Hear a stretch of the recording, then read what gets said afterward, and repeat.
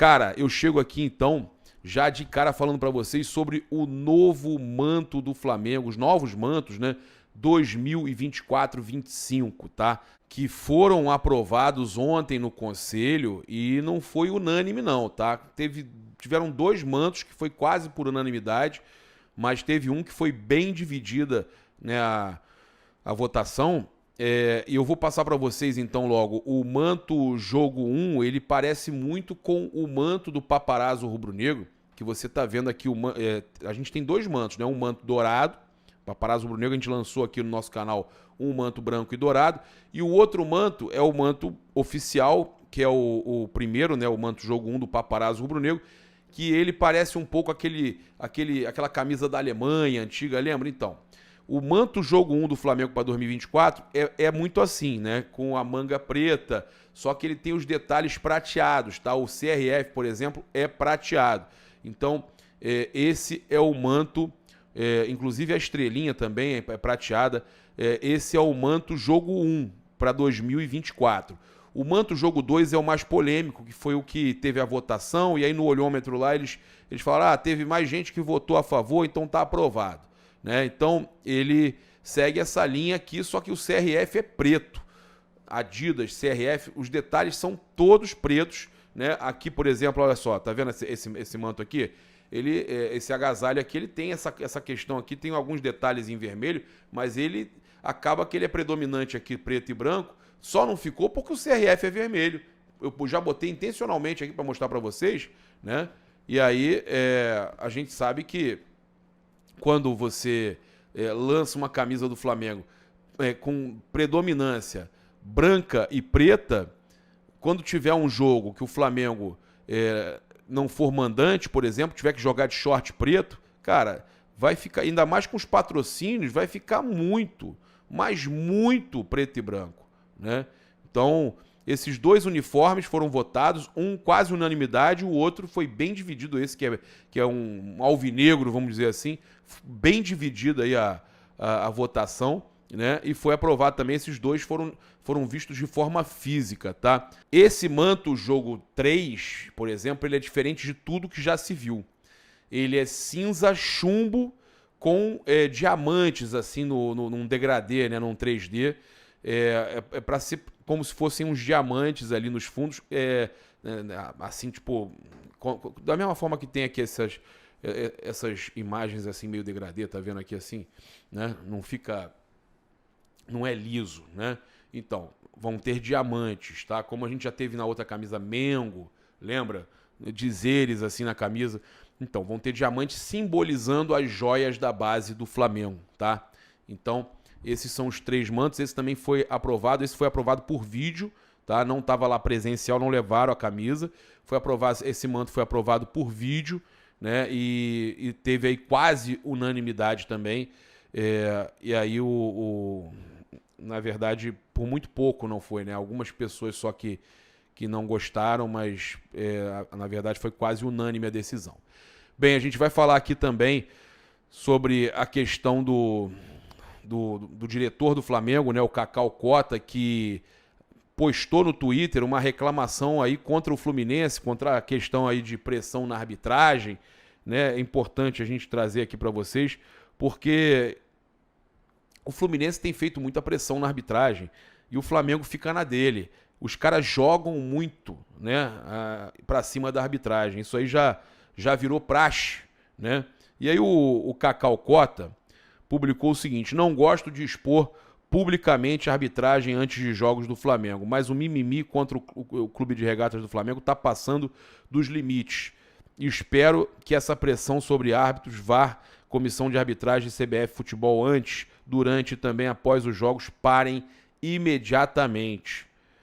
Até porque o nosso próximo adversário gosta de pautar a arbitragem fora e dentro de campo com a participação de dirigentes.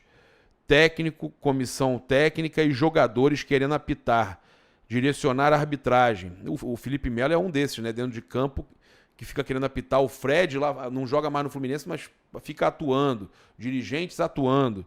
Vamos contra tudo e contra todos, de olho num trabalho transparente da CBF. Né? Na marra, grito e mimimi não vai. Vamos defender a instituição Clube de Regatas do Flamengo sempre. Abraços fortes, saudações rubro-negras a todos. Né?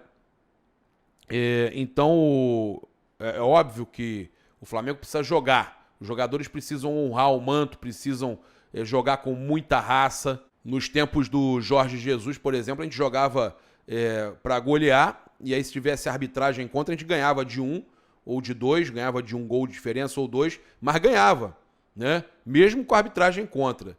Pior das hipóteses, empatava na Libertadores, aquele jogo que o Flamengo fez 4 gols para valer 1, se não me engano, contra o Grêmio, né? Lá na Arena do Grêmio. Também contra o Inter, bem complicado. Então é o que eu falo para você, depois aqui no Rio foi 5, né? Então, o Flamengo... o problema do Flamengo de hoje é que ele não joga o suficiente para vencer a arbitragem, quando a arbitragem é contra, né? E realmente tem essa pressão, isso foi bem pontuado, mas a gente precisa que eles joguem, que eles honrem o manto, né? Então o árbitro da partida é o Anderson Daronco, né? E vale a gente lembrar que durante o Fla-Flu de 2019, Gabigol tomou um carrinho por trás, dentro da grande área do zagueiro Nino. Na visão do Daronco, o lance foi normal, mesmo com o defensor tricolor encostando apenas na perna do Gabigol. No Brasileirão 2021, o volante Jair do Atlético Mineiro acertou um chute no tornozelo do Andreas Pereira, eu lembro perfeitamente disso, dentro da grande área. O árbitro entendeu como lance normal, mesmo com a bola não se mexendo após o toque do jogador atleticano. Ainda em 2021, Pedro tocou para Bruno Henrique, que foi derrubado dentro da grande área por Luan, zagueiro do Palmeiras. Porém, Anderson Daronco voltou no lance e marcou uma falta duvidosa de Pedro em cima de Imperior, né? Anulando assim a penalidade em BH.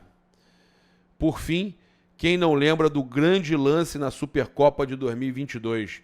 Bruno Henrique ia avançando em velocidade quando o zagueiro do Atlético Mineiro, Nathan Silva, praticamente agarra a bola, praticamente não, ele agarrou a bola para evitar que o atacante rubro-negro saísse cara a cara com o goleiro, né? O lance chega a ser assustador de tão explícito que foi. Daronco, porém, não marcou nada.